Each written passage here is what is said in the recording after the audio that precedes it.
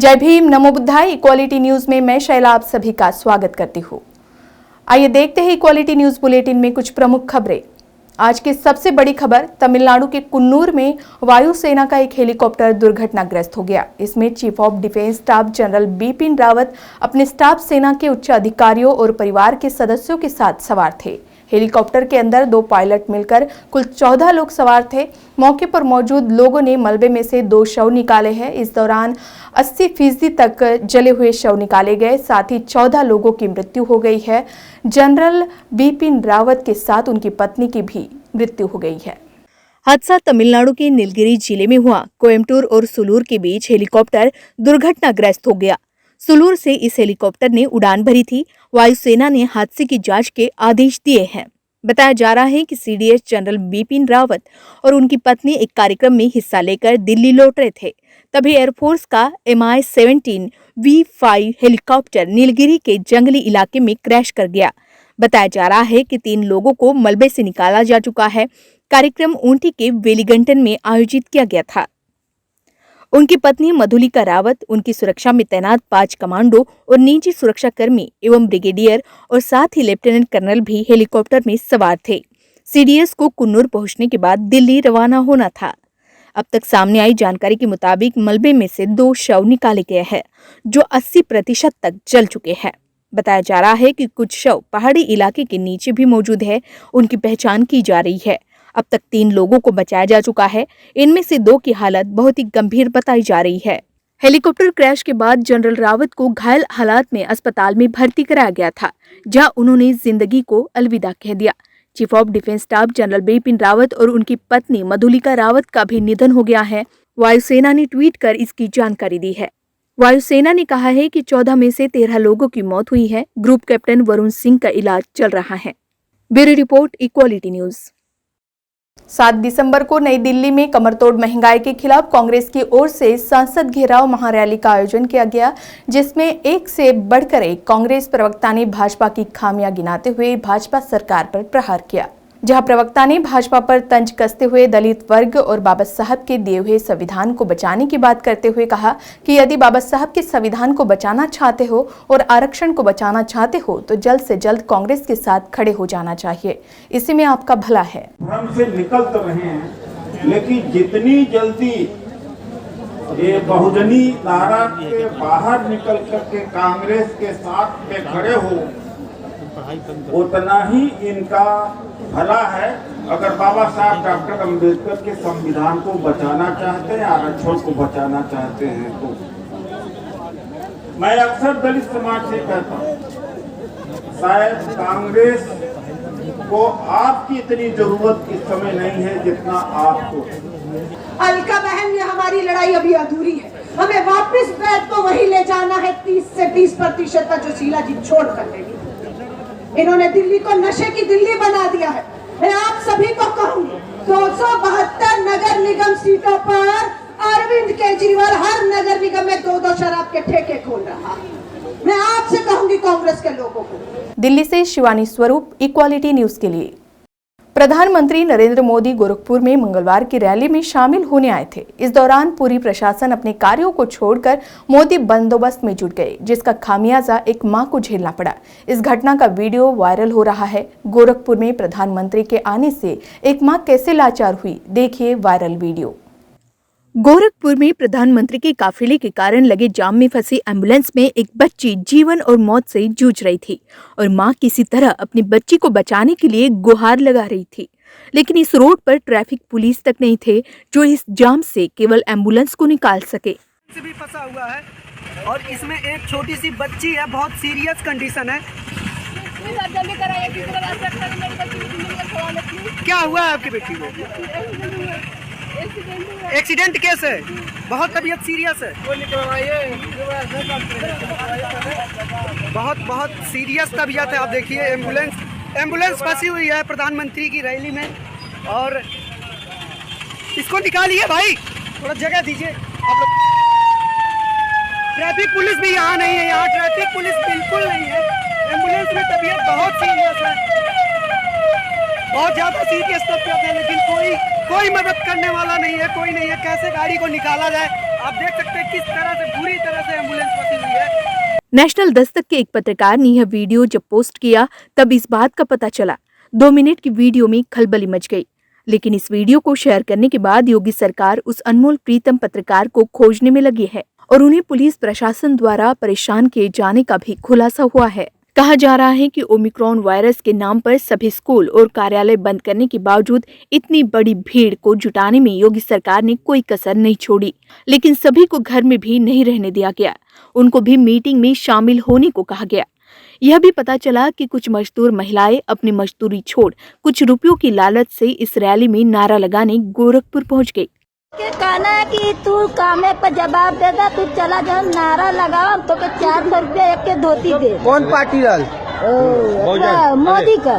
मोदी का? हाँ का कर लेना? कहना ये नेता हमने कहा, वो लोग कहे कि तो क्या हम हम अपने कामे पर जवाब दे दे, हम तो 400 रुपया दे एक के धोती दे। हम अपने कामे पर जवाब दे के 8:30 बजे के समय आए के हम जाके 10 बजे हम नारा लगली एक का रुपया देकर खैले। कितना देना ना आपके? एक को मेरा 150 रुपया देना, वो काली की लाभ मालिक है, पैसा गिन के हमें था, वो पैसा वो वोट गई ना दे। देश में ओमिक्रॉन वायरस के संकट के भीतर बीजेपी सरकार की रैलियों पर फिर एक बार सवाल उठ रहे हैं।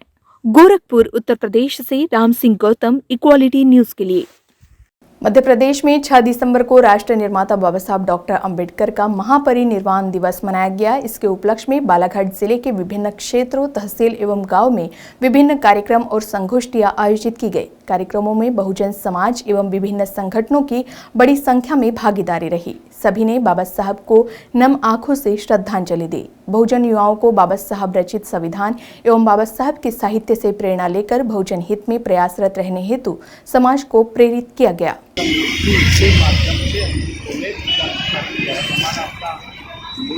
मुख्य उद्देश्य था कि बाबा साहेब जयंती हम मनाते हैं, बुद्ध की जयंती मनाते हैं, 6 दिसंबर परिनिर्वाण के संकल्प को मनाते हैं। लेकिन केवल यह मनाते हैं और जयंती जब मनाते हैं तो जयंती में केवल एक व्यक्ति भाषण देकर के चले जाता है।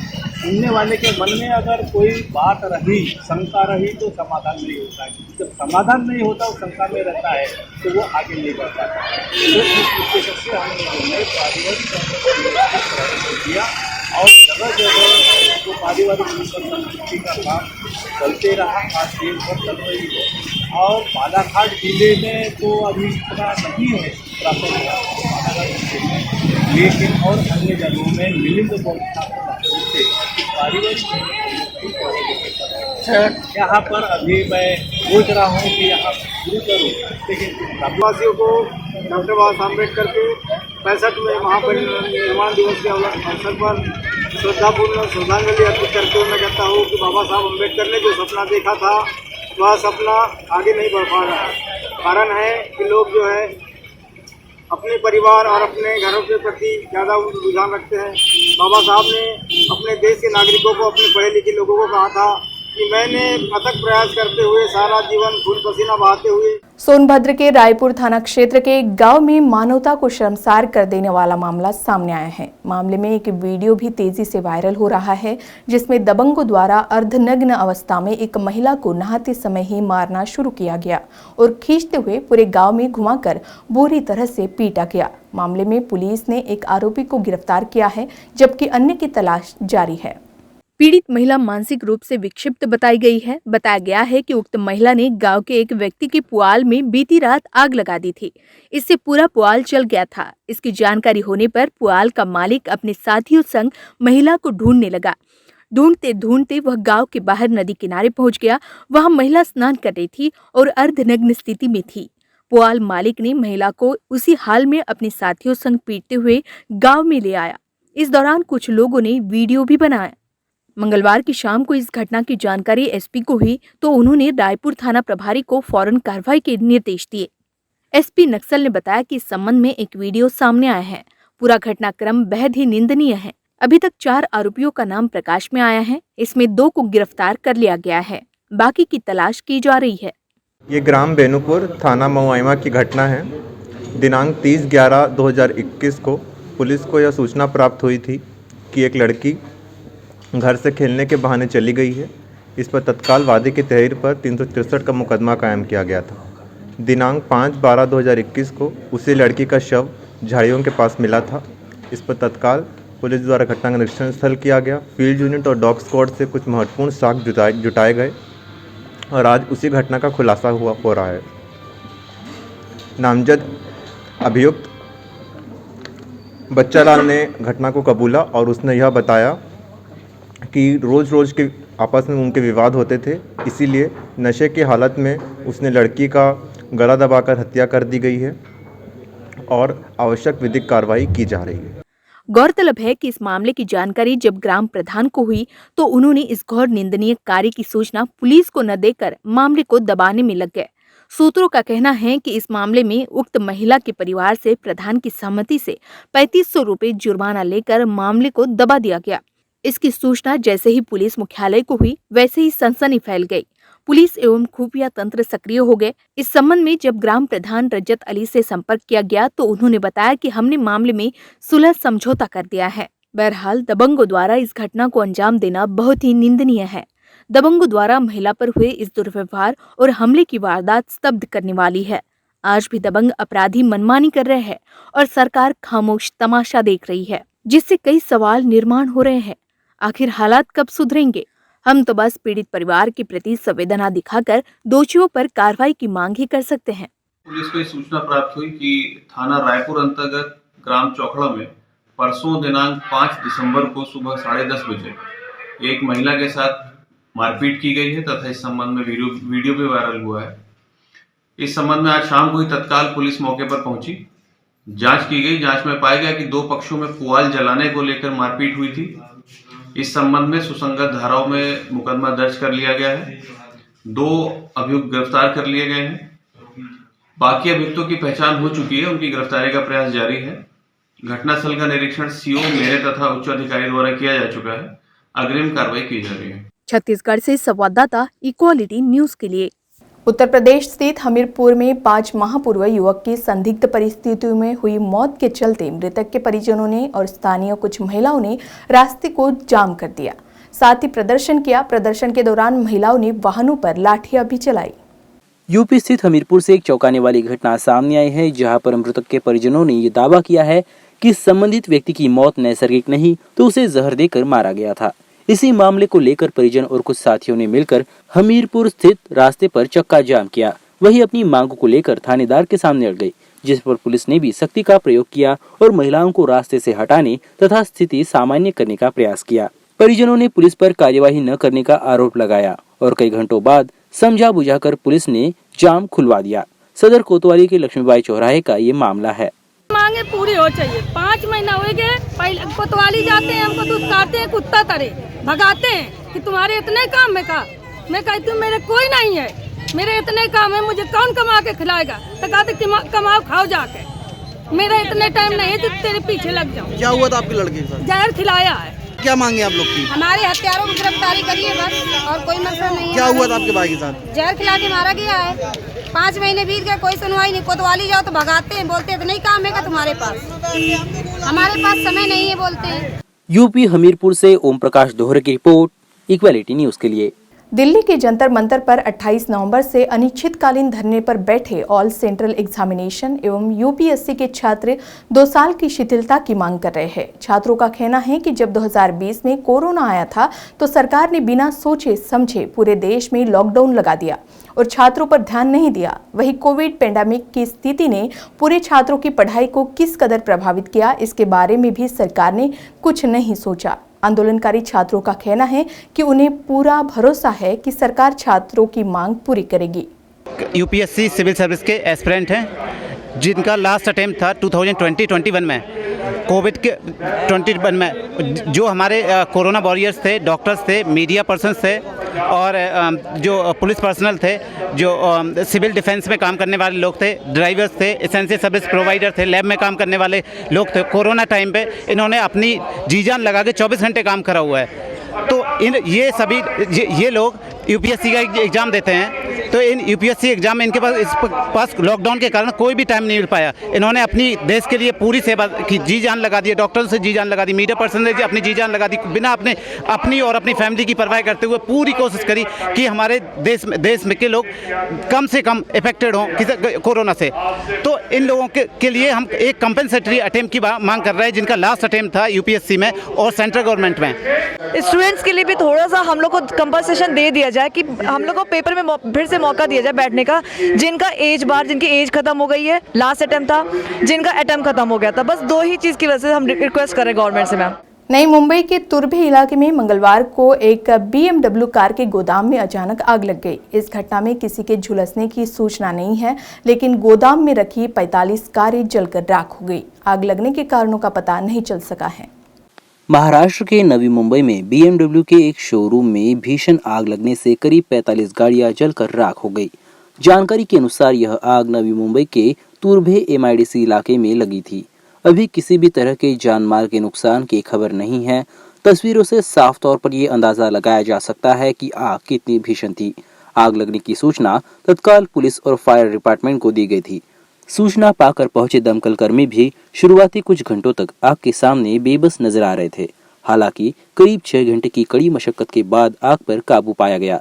इस पर नियंत्रण पाने के बावजूद अब तक इसके पीछे क्या वजह थी, इसका पता नहीं चल पाया है।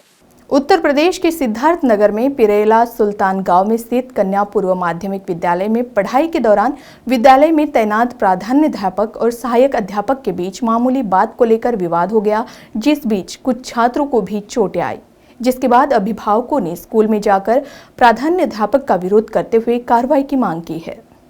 सिद्धार्थनगर के भवानीगंज थाना क्षेत्र में पढ़ने वाले पिरेला सुल्तान गांव में स्थित कन्या पूर्व माध्यमिक विद्यालय में पढ़ाई के दौरान विद्यालय में तैनात प्राध्यापक इबादुर रहमान और सहायक अध्यापक राज नारायण सिंह के बीच मामूली बात को लेकर गाली गलौच और मारपीट हो गई, जिससे छात्र छात्राएं भयभीत होकर क्लास से बाहर आ गए।